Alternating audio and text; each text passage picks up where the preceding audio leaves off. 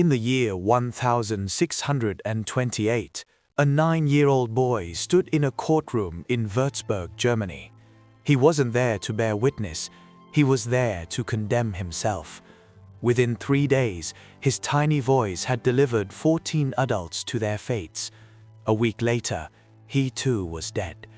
His execution, like countless others, meticulously recorded, his name etched onto lists that sprawled across official ledgers. Then the grim cycle merely continued. What unfurled across Europe between the years 1560 and 1660 claimed tens of thousands of lives. Yet, the killing itself was never the ultimate goal. Something far more insidious was being forged. Step by agonizing step, case by chilling case, body by broken body, a machine was taking shape. It needed no fuel, no heartfelt belief. It simply demanded repetition. By the time it finally sputtered to a halt, entire towns lay desolate. Families had been wiped from existence, and everyone left standing had absorbed the same terrifying lesson: remain silent, remain unseen, and above all, never, ever draw attention to yourself. This is not the version you heard in hushed folklore, nor the sanitized tale from school. This is the documented, brutal reality of that machine. This epoch of terror is often mistakenly relegated to the medieval Dark Ages, a time of presumed ignorance and blind superstition, long before the Age of Enlightenment. That narrative is fundamentally flawed. These events unfolded much later, precisely during what Europe celebrated as the Renaissance and the Reformation, an era bursting with printing presses, burgeoning universities, expansive international trade, and rapidly spreading literacy. Martin Luther had posted his revolutionary theses in the year 1517. The infamous Malleus Maleficarum was printed as early as 1486. The most ferocious witch hunts, however, raged in the 1600s. These periods weren't distinct, they were interwoven. The very society that produced the revolutionary thoughts of Galileo, the timeless plays of Shakespeare, and the rigorous scientific method was simultaneously burning people alive in town squares. This wasn't a contradiction, it was a horrifying synergy. Beneath the veneer of cultural progress, Europe was tearing itself apart. The Protestant Reformation had fractured Christianity into warring factions. Catholic and Protestant territories now clawed for survival, for legitimacy, for absolute control. The 30 Years' War, a cataclysm spanning from 1618 to 1648, would eventually claim the lives of approximately 8 million souls, roughly 20% of the population in its devastated regions. Plague outbreaks returned in relentless waves. The Black Death had never truly vanished. Smaller epidemics swept through communities every few years, a constant, lurking terror. Harvests failed, again and again.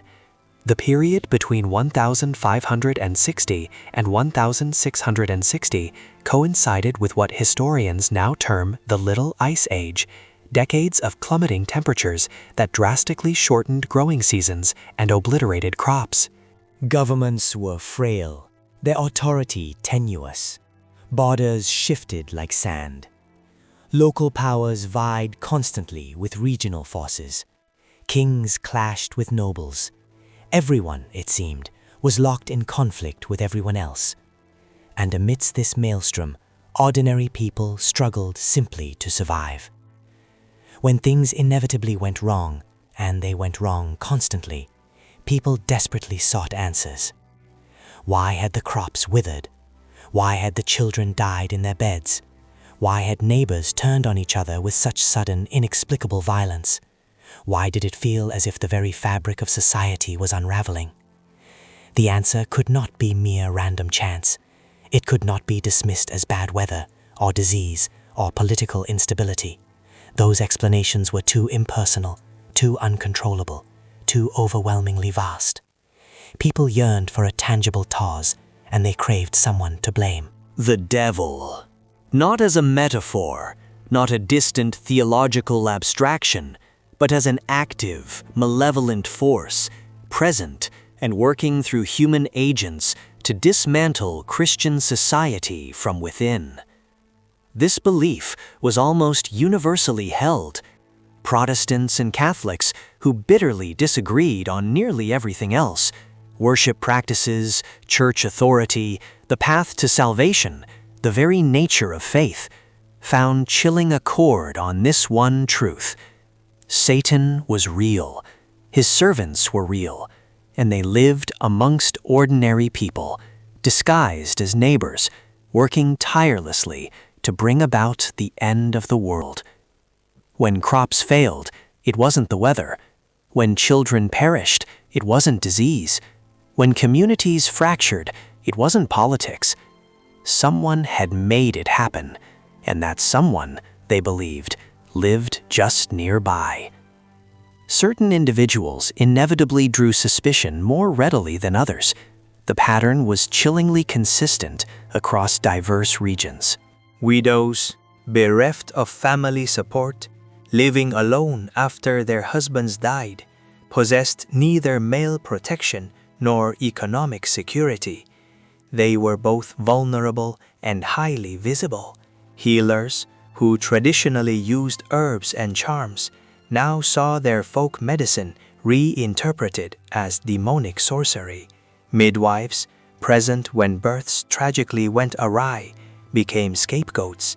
Infant and maternal mortality rates were then astronomically high, and when tragedy struck, the person present became the immediate explanation. People embroiled in arguments with neighbors, disputes over property, livestock, or debts that could fester for years, found their misfortunes linked to past disagreements.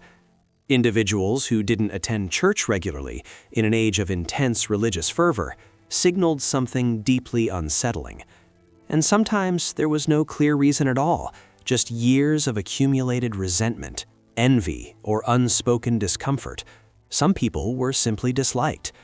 Once a name was whispered, that person became the explanation for every misfortune, every wrong. The failed harvest of 3 years past, she must have cursed the fields.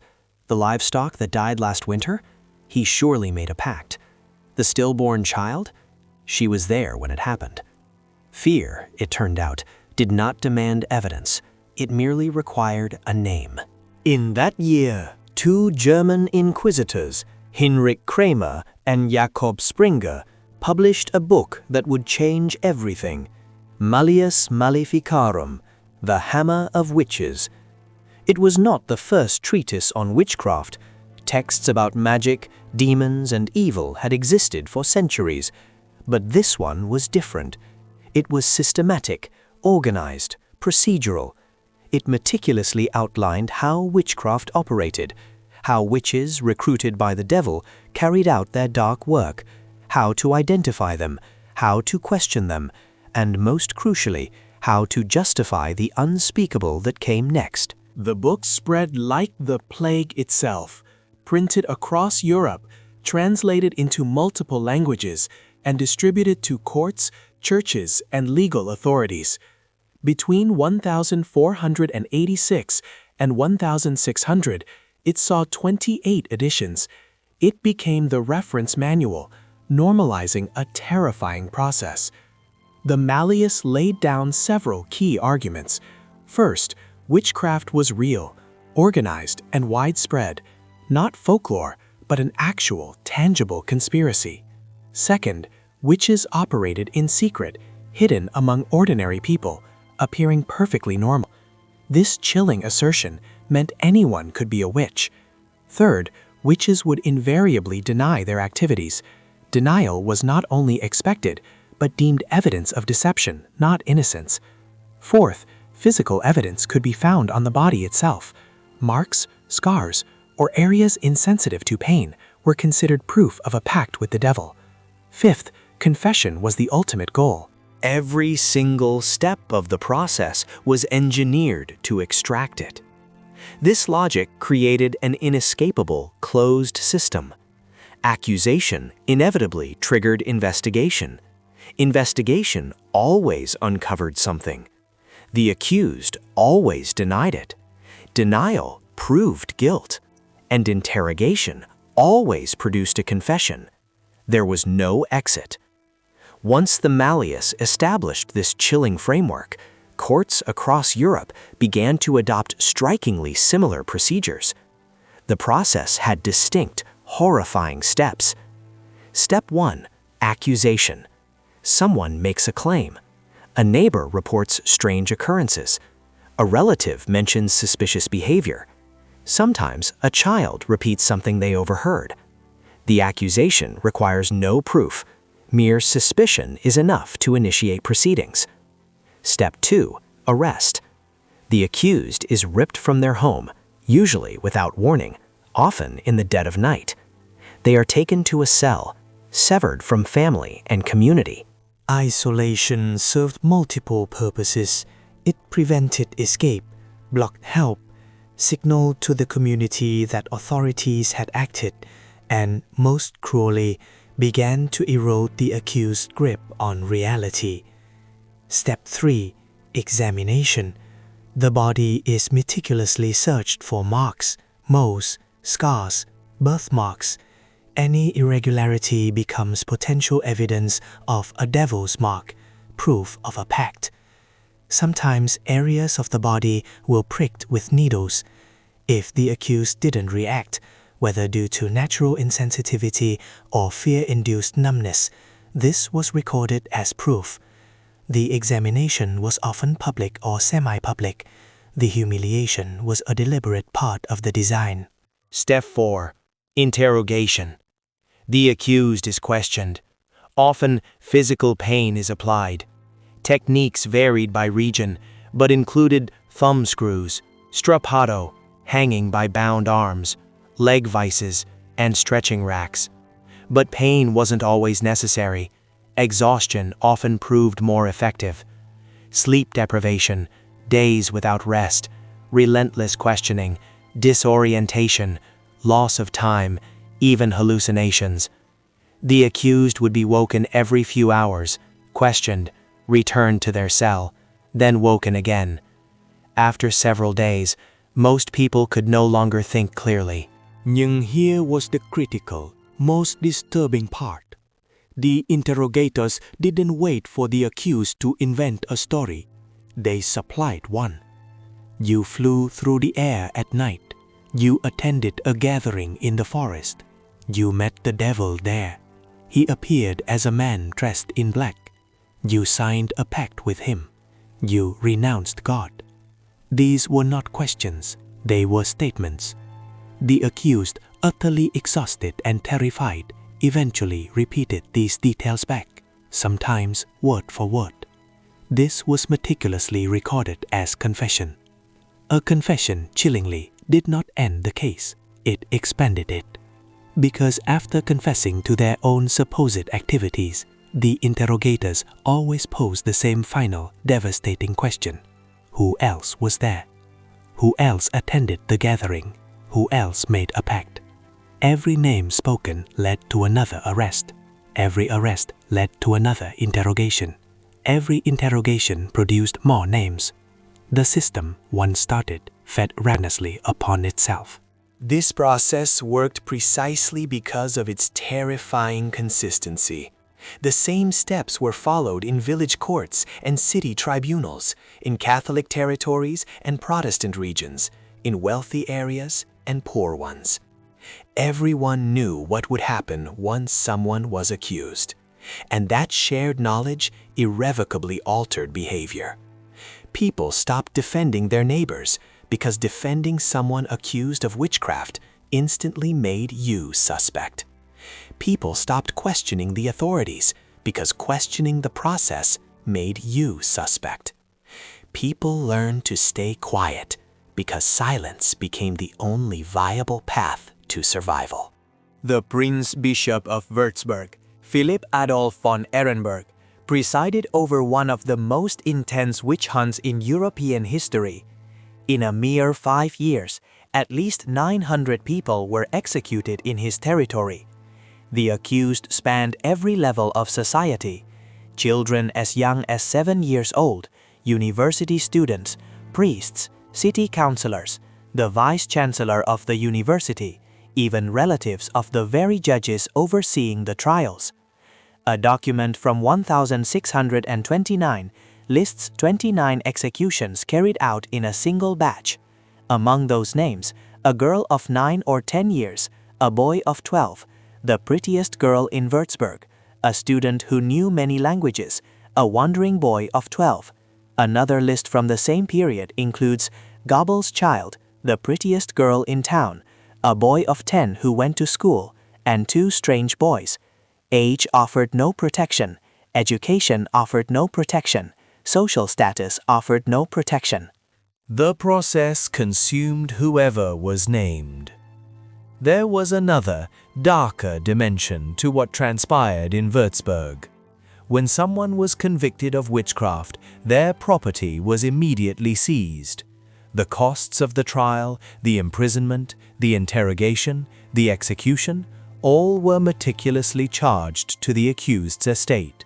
If they owned land, it was taken. If they had savings, it was confiscated. If they possessed anything of value, it was sold. In some cases, the families of the executed were left with absolutely nothing. In others, the families themselves were accused next. This created a perverse economic incentive structure. Trials generated revenue. Confessions produced more trials. More trials generated more revenue. The machine became tragically self-sustaining. 60 miles away, Prince Bishop Johann George II Fuchs von Dornheim pursued his own campaign of terror. He constructed a specialized facility, the Drudenhaus, the Witch House. It was designed explicitly for processing witch trials, interrogation chambers, holding cells, administrative rooms where confessions were meticulously recorded and property transfers were officially documented. Approximately 600 people were executed in Bamberg during this period. Among them was Johannes Junius. Junius was the mayor of Bamberg, a respected official, a man of education and standing. In 1628, he was accused of witchcraft. During his imprisonment, Junius managed to smuggle a letter to his daughter, Veronica. That letter still exists today, a chilling testament. In it, he painstakingly described what happened during his interrogation. He was shown the instruments of torture. He was told what unspeakable horrors awaited him if he refused to confess. He insisted, desperately, on his innocence. They applied the thumbscrews, then the leg vices. He still maintained his innocence. They used strappado, hoisting him by his arms, tied behind his back. He screamed that he would confess to anything. They took him down and gave him time to remember. Then they began to ask the questions they had prepared for him. Where did you meet the devil? What did he look like? What did he promise you? Who else was there? He gave them the answers they wanted, every single one. He described a meeting in the forest. He described the devil as a man in dark clothing. He named other people. All of it was invented, a desperate creation under unimaginable torture. He ended the letter to his daughter with these heartbreaking words. "They say I have confessed. That is true. But how I came to confess, good God in heaven knows. They have taken me through so much that I know not whether I am alive or dead. Now, dear child, you have here all my acts and confession for which I must die. It is all falsehood and invention, so help me God." Johannes Junius was burned alive 3 days after writing that letter. What happened in Würzburg and Bamberg was no isolated horror. It was a blueprint replicated across the continent. In Trier, roughly 368 executions shattered lives between 1581 and 1593. Ellwangen saw approximately 430 perish from 1611 to 1618. Even in the Basque region, some 7,000 investigations unfolded, though skeptical inquisitors spared most from execution. Scotland, however, was not so fortunate, enduring approximately 4,000 executions between 1560 and 1707. The specific numbers fluctuated, the precise legal procedures varied, and the intensity ebbed and flowed. Yet, the core process remained terrifyingly identical. Accusation, isolation, interrogation, confession, execution, and then, inevitably, new accusations. These executions were not private affairs, they were public spectacles. They unfolded in town squares or designated execution grounds, witnessed by crowds sometimes numbering in the hundreds. The condemned were often paraded in carts through the streets, a final public degradation before reaching their gruesome destination. The method of death varied by region. Burning at the stake was common in German territories, a particularly agonizing end. Hanging was more prevalent in England and Scotland. Some regions employed both, hanging the accused first, then burning the body. These spectacles could stretch for hours. They were designed to be witnessed. The audience wasn't there to mourn, they were there to watch, to learn. They learned that accusation was a greater danger than guilt itself. They learned that defending someone accused of witchcraft made you instantly suspect. They learned that the process, once initiated, was more powerful than any plea of innocence. They learned that asking questions was risky, and above all, they learned that survival demanded silence. The executions taught everyone watching precisely how to behave, and that lesson was reinforced again and again with every chilling repetition of the process. The witch hunts did not persist because everyone genuinely believed in witchcraft. They persisted because the system had become entirely self-justifying. Each execution served as irrefutable proof that witches existed. Each confession validated the efficacy of the brutal interrogation methods. Each new accusation confirmed that the diabolical threat was ongoing, ever present. The machine produced its own evidence. Courts could point to documented confessions as proof of guilt. Officials could point to execution tallies as tangible results of their efforts. Communities could point to the next accusation as a fresh justification for the preceding horrors.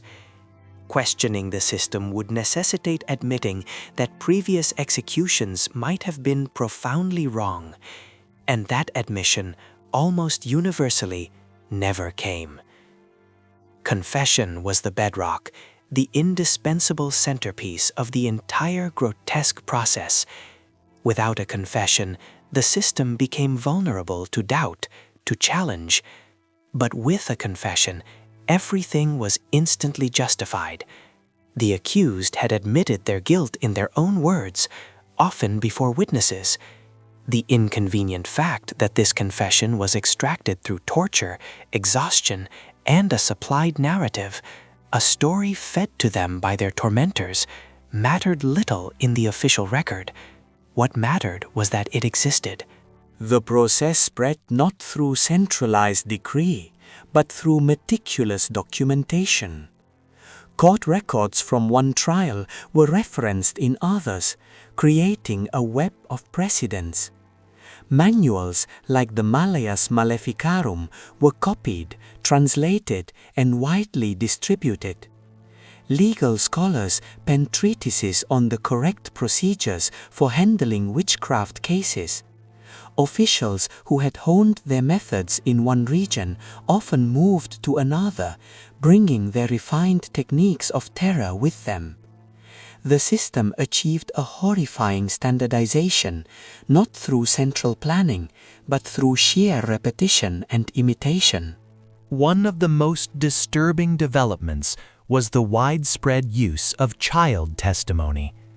Children were considered particularly vulnerable to demonic influence, making their alleged experiences seem credible. Initially, they were also considered less likely to lie. In some cases, the accusations of children triggered mass trials that consumed entire communities. In Sweden, in the year 1668, a series of child accusations led to approximately 300 people being accused in the village of Mora. Around 85 were executed. In Salem, Massachusetts, in 1692, accusations by young girls famously ignited the infamous Salem witch trials. Children were questioned about what they had seen. They were asked leading questions, praised when they provided the right answers, subtly or not so subtly, guided to echo what the adults desperately wanted to hear. And then they said it. System eventually began to collapse, not due to a sudden surge of compassion, but because it had reached too far, becoming dangerously indiscriminate. When mayors, respected priests, powerful judges, and high-born nobles started appearing on the execution lists, other officials took notice. If status and education offered no protection, then no one, not even those wielding the power, was truly safe. This chilling realization sparked a shift born of self-preservation. Courts began to demand more substantial evidence. Confessions obtained under torture, once the gold standard, were quietly discredited, their legitimacy subtly undermined. Legal procedures started to change, standards for proof tightened, and the relentless machinery of accusation and death began to slow. By the year 1650, the most intense period of the hunts was largely over. But this change did not emanate from a sudden awakening of human kindness. It stemmed directly from the instinct for self-preservation among the powerful. Estimates vary, but historians generally agree on a harrowing range. Between 40,000 and 60,000 people were executed for witchcraft across Europe during that 100-year period between 1560 and 1660. Some estimates soar higher, others dip slightly lower, but the general scale of the carnage is undeniably clear: tens of thousands dead. Records were often inconsistent or lost to time, but the pattern of victim demographics is strikingly consistent. Approximately 75 to 80% of those executed were women. Most were over the age of 50. Many lived alone, and almost all were economically vulnerable. For every soul who perished, thousands more watched. They watched their neighbors arrested, saw the trials proceed, witnessed the public executions, and they adjusted their behavior accordingly. They learned to avoid conflict. They learned to attend church regularly, conspicuously. They learned to keep their opinions private, to guard their thoughts. They learned, above all else, not to stand out. The machine, in its brutal efficiency, killed tens of thousands, but it controlled millions. Beyond the immediate deaths, entire communities were irrevocably damaged. Trust between neighbors evaporated, replaced by pervasive suspicion. Social bonds fractured beyond repair. Invaluable traditional knowledge held by healers and midwives was either lost or deliberately suppressed, tainted by association.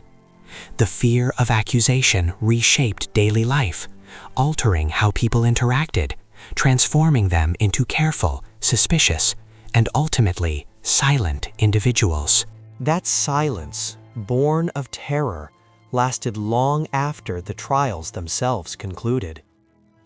Today, thousands of documents from these witch trials still exist, preserved in European archives.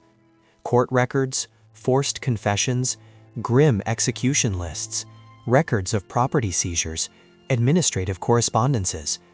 These documents lay bare the bureaucratic, almost mundane nature of what occurred. The process was meticulously recorded. The steps were rigorously documented. The outcomes were filed away, neat and cold. This was not chaos. It was not mob violence driven by spontaneous hysteria. This was administration. The witch hunts are frequently dismissed as incidents of mass hysteria or collective delusion, but hysteria is chaotic and unpredictable. This was organized, consistent, and remarkably predictable. The same chilling procedures were followed across disparate regions, different legal systems, varying religious denominations. The same questions were asked. The same narratives of confession were produced. The same brutal outcomes occurred. The system didn't hunt witches. It manufactured confessions. It redistributed property. It enforced rigid conformity. It demonstrated raw, unquestionable power. It trained an entire society to fear accusation more profoundly than injustice. The European witch hunts claimed tens of thousands of lives over a single century.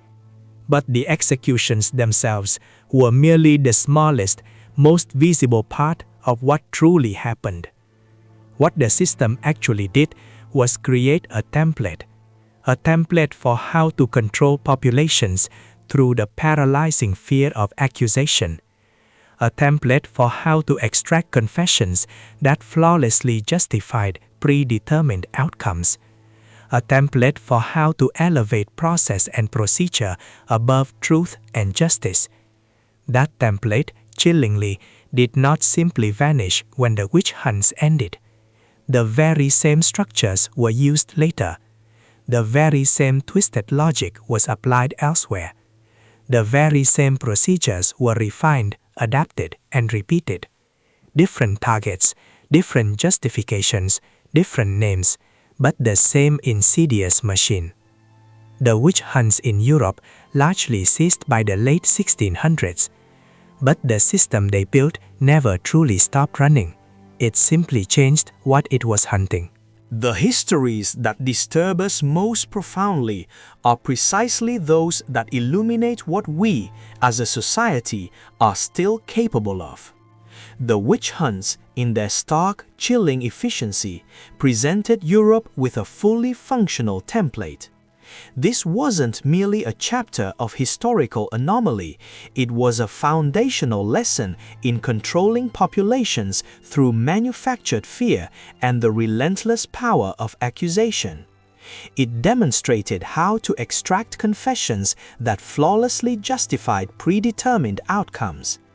It perfected the art of making process, not truth, the ultimate arbiter of fate.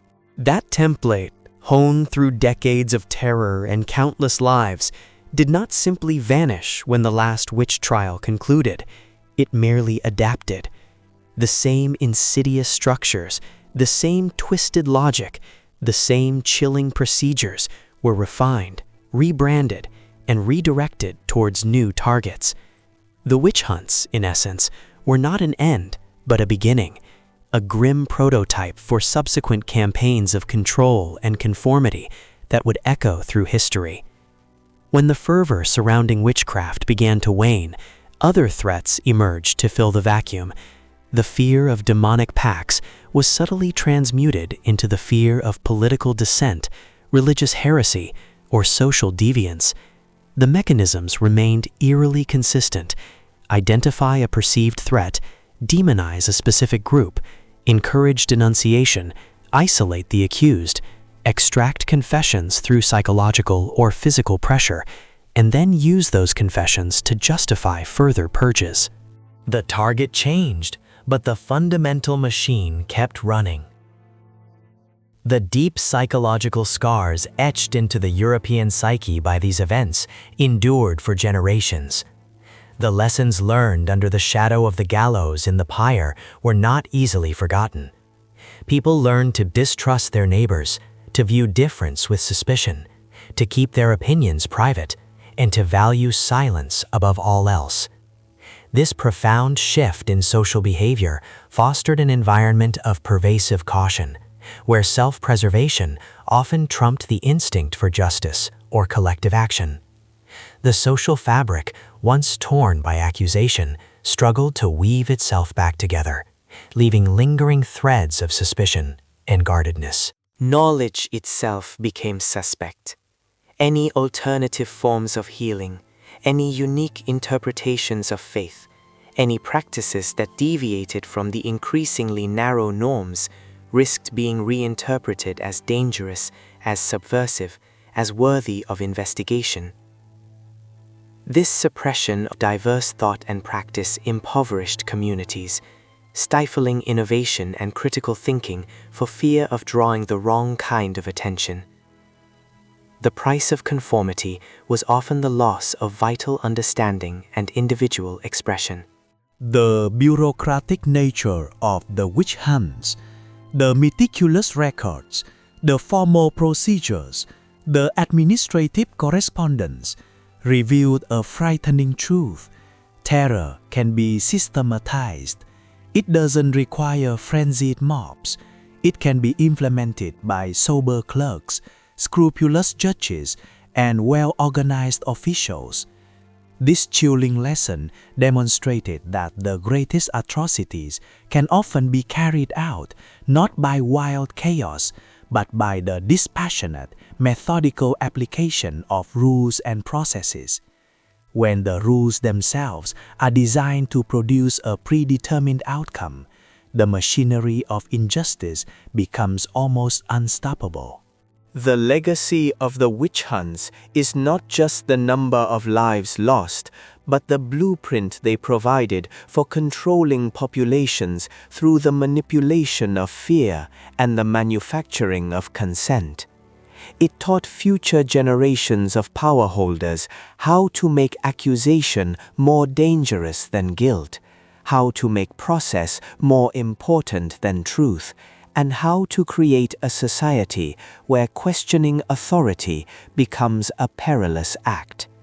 These are not merely historical footnotes, they are fundamental principles of control that have been and can be repurposed.